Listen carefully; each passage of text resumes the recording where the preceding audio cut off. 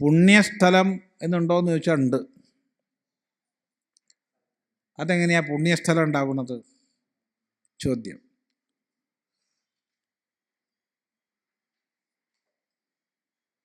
പുണ്യസ്ഥലം ഉണ്ടോയെന്നാ ചോദ്യം. ഉണ്ട്. പുണ്യവാന്മാരുണ്ടെങ്കിൽ പുണ്യസ്ഥലമുണ്ട്. മഹാപുരുഷന്മാരുടെ തപസ്സിൻ്റെ ഭൂമിക,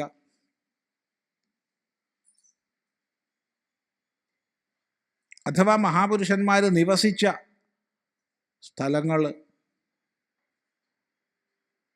വിശിഷ്ടങ്ങളായ ദേവാലയങ്ങളുടെ സാന്നിധ്യം, വിശിഷ്ട മഹാത്മാക്കളുടെ സാന്നിധ്യം, വിശിഷ്ടങ്ങളായ തീർത്ഥങ്ങളുടെ സാന്നിധ്യം,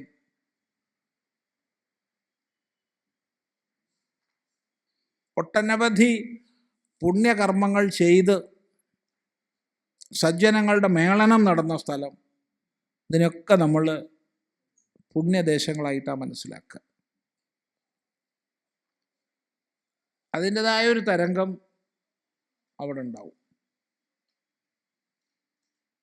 എപ്പോഴും മഹാത്മാക്കളുടെ സാന്നിധ്യം തുടങ്ങിയവ ഉണ്ടാവും.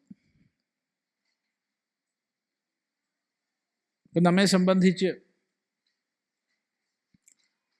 തീർത്ഥസ്ഥലങ്ങളൊക്കെ നമ്മൾ പുണ്യപ്രദേശമായിട്ടാണ് മാനിക്കുന്നത്.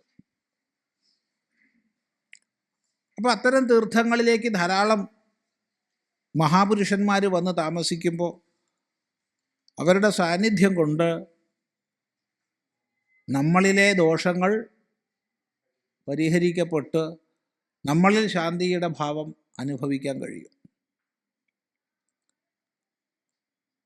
സർവ പതിത പാവനിയായിട്ട് മാനിക്കപ്പെടുന്നവളാണ് ഗംഗ.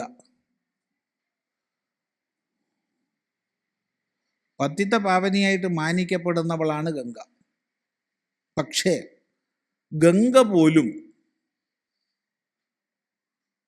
ഗംഗാവതരണ സന്ദർഭത്തിൽ പ്രധാനപ്പെട്ടൊരു ചോദ്യം, ഞാൻ ഭൂമിയിലേക്ക് പതിച്ചാൽ ആര് എൻ്റെ തേജസ്സിനെ താങ്ങും എന്നായിരുന്നു ഒന്നാമത്തെ ചോദ്യം. ഭഗീരഥൻ്റെ തപസ്സിൽ ഏറ്റവും വിഷമം പിടിച്ചൊരു ഘട്ടമായിരുന്നു അത്. അപ്പോഴാണ് സാക്ഷാൽ പരമേശ്വരൻ താങ്ങിക്കോളും. അപ്പോഴാണ് രണ്ടാമത്തെ ചോദ്യം വന്നത്, പക്ഷേ ഈ ദുഷിച്ച ഭൂമിയിലൂടെ ഒഴുകുമ്പോൾ ഞാൻ മലിനയായി പോവില്ലേ, അതിനെന്ത് ചെയ്യും? അവിടെയാണ് മറുപടി വന്ന ഒരിക്കലും ഇല്ല, കാരണം നിന്റെ തീരത്ത് മഹാത്മാക്കൾ നിവസിച്ചുകൊള്ളും. അപ്പം മഹാത്മാക്കൾ തീരത്തിൽ നിവസിക്കുന്നത് കൊണ്ട് ഗംഗ പോലും പരിശുദ്ധയായി തീരുകയാണ്. ഗംഗ പരിശുദ്ധ അല്ല എന്നല്ല പറഞ്ഞത്, പരിശുദ്ധയായ ഗംഗ കൂടുതൽ പരിശുദ്ധയാവുകയാണ്. കാരണം മഹാജനങ്ങളുടെ സംസർഗം കൊണ്ട്. അതുകൊണ്ട് തീർത്ഥീകുർവന്തി അതീർത്ഥാനി, തീർത്ഥീകുർവന്തി തീർത്ഥാനി, രണ്ട് പാഠമുണ്ട്.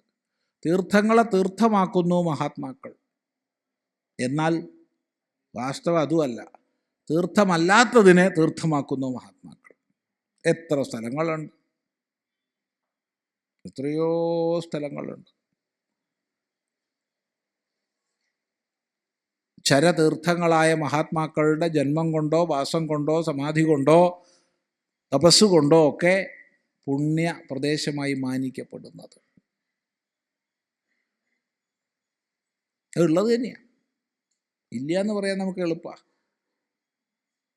അവിടെ എന്താ വിശേഷമൊന്നും കാണില്ലല്ലോ എന്ന് ചോദിച്ചാൽ പുറമെ ബാഹ്യമായ കണ്ണുകൊണ്ട് കാണില്ല. എന്നാൽ അത് ഉൾക്കൊള്ളണം എന്നുള്ളവർക്ക് ഉൾക്കൊള്ളാൻ സാധിക്കും. ഇവിടെ എന്തെല്ലാം തരംഗങ്ങൾ ഇപ്പോൾ ഇവിടെ ഉണ്ട്, ആയിരക്കണക്കിന് തരംഗങ്ങളുണ്ട്, അപകടകാരികളായ തരംഗങ്ങളുമുണ്ട്.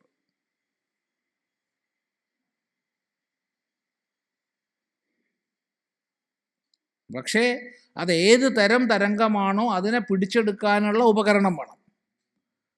ഇപ്പോൾ ഇവിടെ നമ്മളൊരു TV സെറ്റ് വെച്ച് അപ്പോൾ ആ ഒരു പ്രത്യേക ഫ്രീക്വൻസിയിലുള്ള തരംഗങ്ങളെ അതെടുത്ത് നമ്മൾ രൂപം കാണുന്നു, ശബ്ദം കേൾക്കുന്നു. ആ ശബ്ദവും രൂപമൊക്കെ ഇവിടെ തന്നെ ഇല്ലേ? ഇല്ലെങ്കിൽ എങ്ങനെയാണ് കാണുക അതിൽ?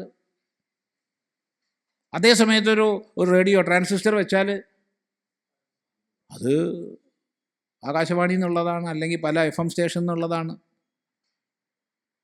അതേ സമയത്ത് നമ്മളൊരു മൊബൈൽ ഫോണിൻ്റെത് വെച്ചാലോ അവിടെ ആ മൊബൈൽ നെറ്റ്വർക്കാണ് കിട്ടുന്നത്. അതിൽ തന്നെ എത്ര അധികം നെറ്റ്വർക്ക് ഉണ്ട്.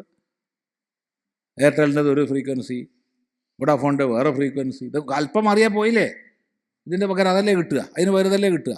ചിലപ്പോൾ എല്ലാം കൂടിയൊക്കെ കിട്ടും. അത് പ്രശ്നമാണ്. ഇതൊന്നും കൂടാതെ രഹസ്യമായിരിക്കുന്ന പോലീസിൻ്റെ സന്ദേശങ്ങളുടെ, വയർലെസ്സുകളുടെ മുഴുവൻ തരംഗങ്ങളുണ്ട്. അത് അവരുടെ സെറ്റ് വെച്ചാലേ കിട്ടുള്ളൂ. പട്ടാളത്തിൻ്റെ ഉണ്ട് അതിസൂക്ഷ്മമായത്. ഇനി നമുക്കറിയാത്ത എന്തൊക്കെ ഉണ്ടെന്ന് ആര് കണ്ടു? എന്തൊക്കെ ചോർത്താൻ, എന്തൊക്കെ ഇതിലെ പ്രവർത്തിക്കുന്നുണ്ട് നമുക്കറിയാം. അപ്പം അതത് ഉപകരണം വെച്ചാലേ കിട്ടുള്ളൂ. ഇപ്പോൾ ബാഹ്യദൃഷ്ടിക്ക് ഇതൊന്നും മനസ്സിലാവില്ല. ഇതുപോലെ തന്നെയാണ്